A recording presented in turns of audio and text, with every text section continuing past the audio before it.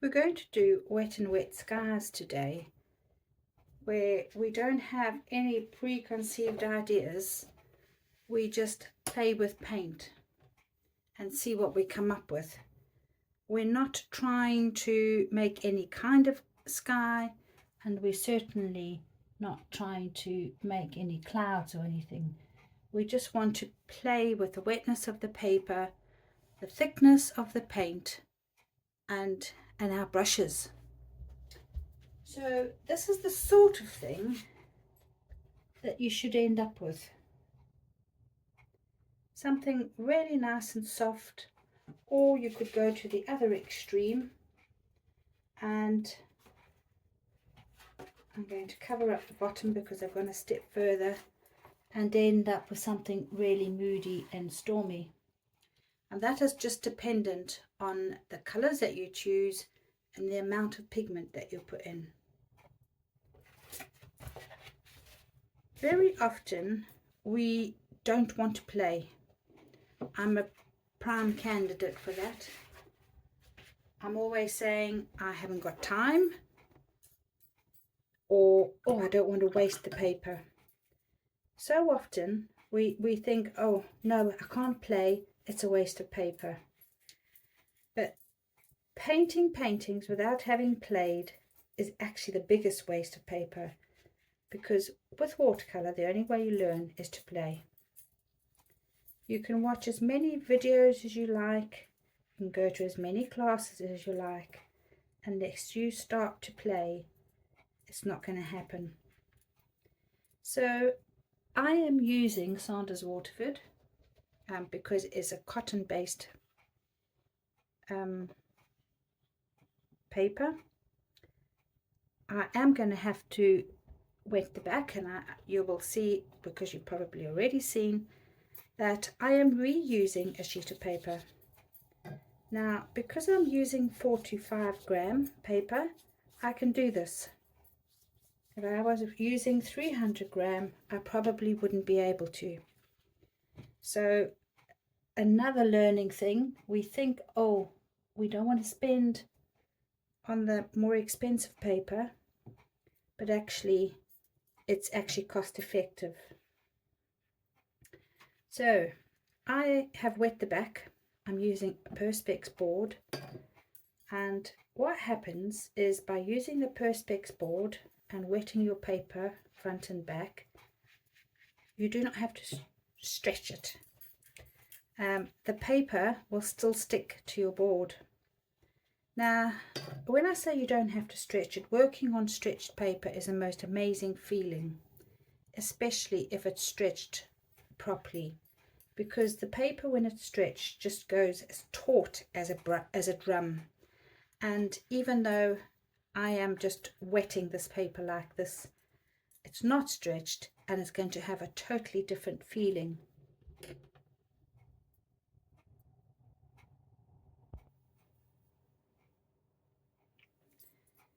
So for today's sky, I am going to only use 2 colors. I'm going to use cobalt blue, and I'm going to use raw sienna, and I've added a tiny teeny weeny bit of alizarin crimson into my raw sienna. The reason I've done that is because I wanted the red to make the raw sienna just that little bit more orangey, because I don't want the yellow and the blue to work together and make me a green sky. So I'm hoping that by adding the red into the yellow, it's sort of going to counteract that. That's the idea. I've had a little play, so I sort of know what colors I'm looking for, and I've just decided that I don't want a very stormy cloud sky. I just want a nice subtle summer sky. So choose 2, maximum 3 colors. I have mixed them in my wells. I used a pipette to drop the water into the well, and then I took color from my palette and mixed up my paints. And so brushes, I am going to use a brush that is suitable for the size of the paper that I'm painting. That's still not big enough. So we do not want to be using a teeny weeny brush because we'll be having to use too many brush strokes, and the whole idea of skies, particularly this kind of sky, is to get it on and done. It's about the water and the paint doing the work. Right, so I am going to start off by picking up some of my raw sienna, and I'm just going to place it. Now, I do not want, my aim is not to paint my foreground.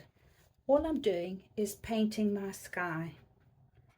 I do know that I want a big sky, okay, so it's a big sky painting. If the yellow bleeds down into my foreground, so be it. But hopefully my painting or my paper is not that wet that it's going to run uncontrollably. My board is at a very slight angle. I've just got a rubber underneath the top part of it. So cleaning my brush, I've just randomly put in some yellow, and I'm going to pick up some of my blue, which is my cobalt, and again randomly. My brush strokes, it's not a flat graded wash, and if you noticed, my yellow had some gaps in it, and I'm looking for those gaps now with my blue. It's not too bad. I do want the yellow to be more at the bottom. Quite happy with what's going on. I do know that this is going to dry at least 50% lighter.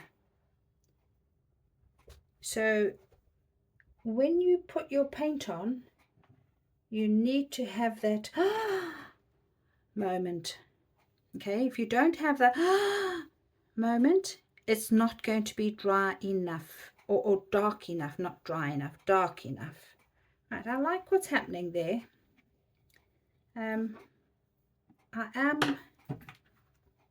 It's just cockling a little bit. I think this is 300 gram and not 45. So if you notice, I'm actually bending it, and in bending it I'm able to control the buckle. So that's okay. I'll put it back onto my Perspex board. I can't, or I don't want to tape it down, because otherwise I'm going to get wells. Actually, that sky isn't too bad on its own, but I am just going to make my corners, or this side, a little bit darker. So I'm going to pick up some more of my cobalt, and I'm going to put a teeny weeny touch of Prussian into it. Now my Prussian is quite dark, but look what that's doing. It's just giving me more interest in my sky. I am not painting backwards and forwards, and I'm not using the tip of the brush. I'm literally using the side of my brush and just very gently putting it in. I could, if I so wished, actually squeeze some paint from my brush, because it depends. I don't always want to put my brush on my paper because the brush marks cause trouble. So all I did was squeezed my fingers on my brush and released some of the paint. So I didn't actually use my brush to put that paint on, and I am sort of happy with that. So I'm going to leave it. I'm not going to do anything. It's just happened that actually it's not a bad sky. So I will notice how just tidying up my border, just making it nice and clean. Yeah, not a bad sky. Leave it, go and put it somewhere. Don't dry it with a dryer because it's very wet. If you take the dryer too close, you'll shoot the paint all over the place. Because I put in that darker mix here, I've got a bit of that lightness coming up here. So although I haven't got clouds, I've got a lighter feel to the whole sky. And I'm quite happy with that. So I will just put that one side to dry.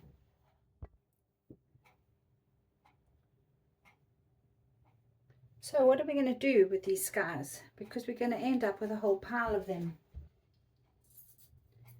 You know those sketchbooks that I keep saying to everybody to keep?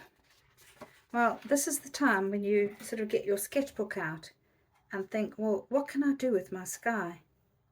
So this was a sketch that I did on holiday, and it's really just about those mountains. So I could put those mountains into any of my skies. There's a few more. Oh, here's another one. Not that one. I've scribbled a bit more onto this one, but you can see again, it's a very, very simple sketch. And you could use that as the foreground in any of your skies. Just see if there's any others in here. It's all sorts in here. Sketchbooks. Here's another one that I could very, very easily just put as a foreground below my very big sky.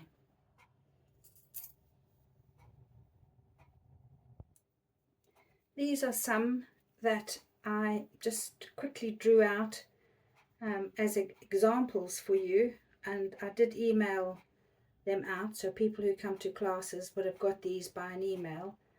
Very, very simple ideas that we can put in our foregrounds once our skies are completed. So yes, we're playing with skies, but it doesn't mean that you can't go further and have a completed painting. So this one, you can see that's the idea. It's not finished. I did put some salt in, but my sky ended up just as the sky, and I've put in my mountains afterwards. All this foreground I've put in afterwards once my sky was totally dry. Got another one here. Again, I cheated a little bit here because I felt that my sky really came down a lot. So I found a little piece of cling film and I quickly put the cling film on while it was wet. But I quite like the way that the sky has developed. And we have another one. Again, same idea. I just put some cling film on. All plays. Not every sky works. In fact, most skies don't.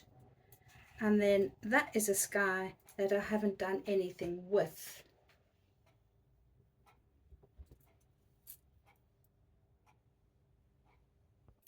So the idea of today's class was that you had at least 2 skies completed and drying. For those who work faster, you might have even been able to dry one and start the drawing. So just to show you, because some people might want to actually carry on at home, let's just say I'm going to put something like that on this picture. So I've already said that I want a big sky, so I'm going to keep my horizon really, really low down. I sort of want a little bit of shape to it, and I'm not copying that exactly because I don't need to copy it exactly.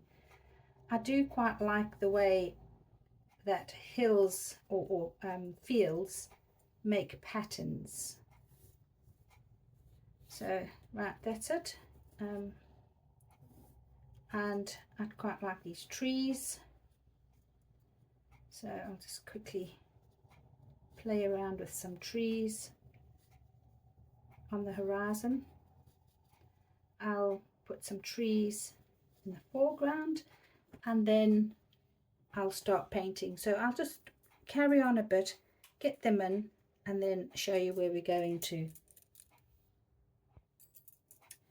Okay, so 5 minutes later, I've just slapped a bit of paint on, and it's giving you some idea of where that foreground is going to go to. A lot of work to do on there if I want to take it any further. I think don't know if I showed you this. I did show you this one, where again, it's not finished, but I have started painting the foreground in. In the foreground, I am using the same colours that I've actually got in my painting. So in other words, I'm not suddenly changing the blue or the green.